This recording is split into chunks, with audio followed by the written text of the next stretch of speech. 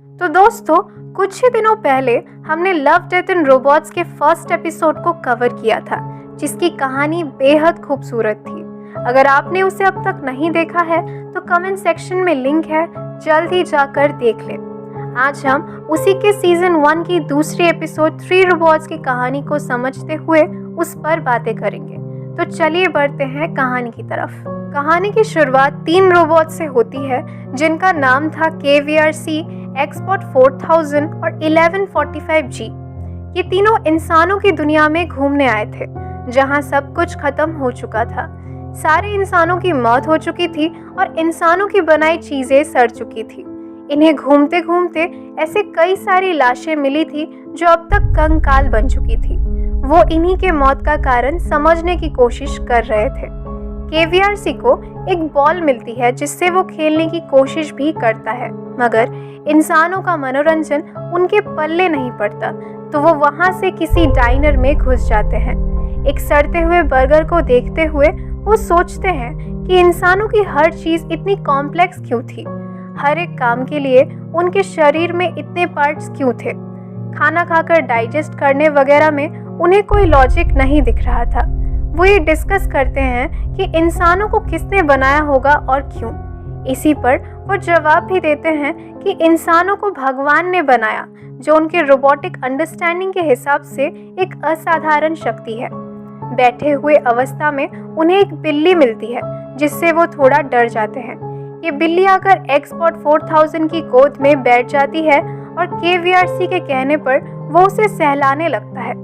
अब उन्हें बिल्लियों के बारे में कुछ नहीं पता, तो उन्हें ऐसा लगने लगता है कि सहलाना बंद करते ही वो बिल्ली उनके ऊपर ही फट जाएगी। एनीवे, आगे वो और एक्सप्लोर करते हैं, जहां उन्हें एक्सपर्ट 3 दिखता है और उसके नाम से वो समझ जाते हैं कि वो एक्सपर्ट 4000 के पूर्वज थे। मगर उनके वीडियो गेम होने का अतीत समझते ही एक्सपर्ट 4000 शर्मिंदगी के मारे उन्हें ठुकरा देता है और उनकी ब्लू चिप निकालकर अपनी आंखों में लगा लेता है। KVRC से हमें ये पता चलता है कि उसके पूर्वज बेबी मॉनिटर्स थे, जिसका इस जमाने में कोई काम नहीं है। 1145G के बारे में यहाँ ज़्यादा कुछ बताया तो नहीं गया, लेकिन उसकी तेज़ धार वाली ज़ुबान और क्योंकि वो एक फीमेल रोबोट है, इससे हम ये कह सकते हैं कि ज़रूर ये एलेक्सा की फ्यूचर वंशज होगी। फाइनली वो इंसानों के न्यूक्लियर मिसाइल बेस पर पहुंच जाते हैं, जहां से मोस्ट प्रॉबली बचे कुछ इंसानों ने भागने की कोशिश की थी जब कयामत आई।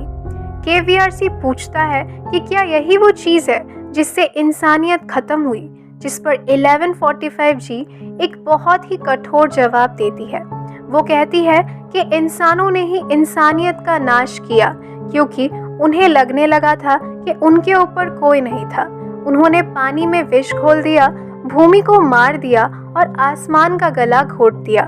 बेसिकली इंसानों ने प्रकृति का गलत इस्तेमाल किया, जिससे एक दिन प्रकृति ने खुद ही उनका वजूद मिटा दिया। अब इस पॉइंट पर KVRC ये रिवील करता है कि इंसानों ने बिल्लियों को भी जेनेटिकली इवॉल्व करवाने की कोशिश की थी। इस पर इतने देर से शांत रहने वाली बिल्ली उन्हें चौंकाकर बोलने लगती है। वो कहती है कि जब उनमें बुद्धि का निर्माण हुआ और उन्हें लगा कि अब उन्हें इंसानों की कोई ज़रूरत नहीं थी, तब उन्होंने खुद इंसानों को ख़त्म कर दिया था, लेकिन अब उन्हें सहलाने वाला कोई नहीं था। वो उन रोबोट्स की मासूमियत का फ़ायदा उठाकर उन्हें ये कहकर डराती है कि अगर उन्हें सहलाया ना जाए तो वो सचमुच फट जाएंगे, जिससे KVRC उसे सहलाने लगता है।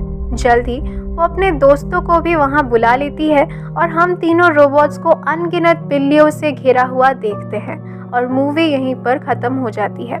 ये मूवी एक सैटायरिकल कॉमेडी है जो काफ़ी सारे प्रश्नों को सामने लाकर खड़ा कर देती है। शुरुआत से ही हम अपने हैबिट्स, रहन सहन के तरीकों को एक अनबायस्ड दृष्टि से देख पाते हैं, जो कि उन 3 रोबोट्स की है।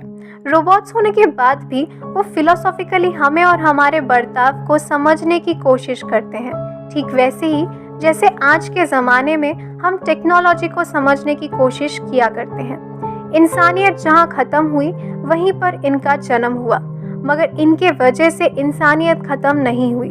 हम अक्सर कहते रहते हैं ना कि एक दिन रोबोट्स और आर्टिफिशियल इंटेलिजेंस हमसे भी आगे निकल जाएंगे और हम कहीं के भी नहीं रहेंगे, तो इसमें इनकी क्या गलती है?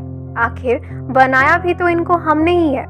यही समझाने के लिए इस मूवी में हमें इनके दृष्टिकोण से चीज़ें दिखाई जाती है, जहां ये खुद हमारे अंत की वजह ढूंढने निकले थे। इंसानों की सबसे बड़ी कमजोरी ही यही है कि वो अपने आप को सर्वश्रेष्ठ और सबसे शक्तिशाली मानता है, जबकि असलियत में वो काफ़ी कमज़ोर और असुरक्षित है। मजाक मजाक में इन रोबोट्स ने काफ़ी बड़े बड़े मुद्दे उठाए, जहां एक पॉइंट पर उन्होंने भगवान का भी जिक्र किया, जिनके बारे में उन्हें ज़्यादा नहीं पता था। मूवी की एक और इंटरेस्टिंग बात यह है कि जब भी चीज़ें फिलोसॉफिकल दिशा में जाती दिख रही थी, उतनी बार टॉपिक को घुमा दिया जाता, जैसे इंसानों का अपना घमंड और व्यर्थता ही उनके अंत का कारण थी। कहने के बाद ही अचानक ये कहानी बिल्लियों के दिशा में चली गई, जिन्हें इंसानों ने इतना डेवलप कर दिया था कि उन्होंने इंसानों की ही बलि चढ़ा दी।